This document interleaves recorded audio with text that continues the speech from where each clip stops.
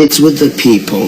The government can do whatever the people want. But Lucky Dube's message and impact. Musical notes. South Africa. The History Plug documentary. Lucky Dube was more than a musician, he was a storyteller who used reggae to share messages that touched millions of lives. Through his songs, he spoke about important issues affecting society, including inequality, poverty, crime, and the importance of unity. Tracks like Together as One, Different Colors, House of Exile, Remember Me, and Crazy World showed his ability to turn real-life experiences into powerful music.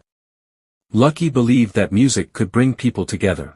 Instead of spreading division, his songs encouraged peace, understanding, forgiveness, and hope. His voice became meaningful during and after the apartheid era, when many people were searching for healing and a better future.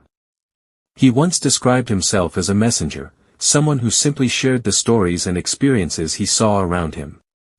Lucky Dube's music continues to inspire new generations because his message of love, unity, and humanity remains timeless.